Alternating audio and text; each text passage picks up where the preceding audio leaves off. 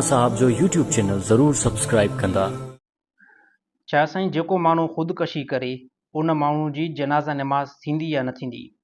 ख़ुदकशी करण वारो हिकु जेको फ़ेल आहे तमामु बुरो फ़ेल आहे। अहिड़ी तरह नबी सल्लल्लाहु अलैहि वसल्लम जे ज़माने जे अंदरि बि नबी सल्लल्लाहु अलैहि वसल्लम आॾो हिकु बंदे खे पेश कयो वियो जंहिं ख़ुदकशी कई त अलाह जे नबी उन जो जनाज़ो न पढ़ायो।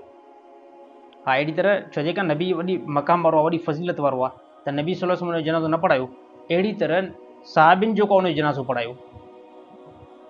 ऐं अहिड़ी तरह जेको बि बंदो ख़ुदकशी करे थो त उहो हिकु वॾो बुरो फ़ेल आहे ऐं कबी फ़ेल आहे ऐं तमामु कबीरा गुनाह बि आहे। बाक़ी रहियो मसइलो उन जी जनाज़ा नमाज़ थींदी या न थींदी, उन जी जनाज़ा नमाज़ थींदी। उन जी जनाज़ा नमाज़ इन करे थींदी ताकी उहो मुस्लमान आहे, काफ़र न आहे। बाक़ी हिन गुनाह जेको कयो आहे न उहो कबीरा गुनाह आहे, यानी वॾो गुनाह आहे। बाक़ी उनजी जनाज़ा नमाज़ थींदी आहे। जनाज़ा नमाज़ केरु पढ़ाए?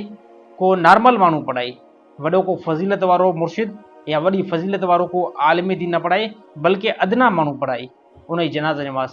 जनाज़ा नमाज़ बिल्कुलु ज़रूरी आहे उनजी, छाजे करे? हे मुस्लमान आहे।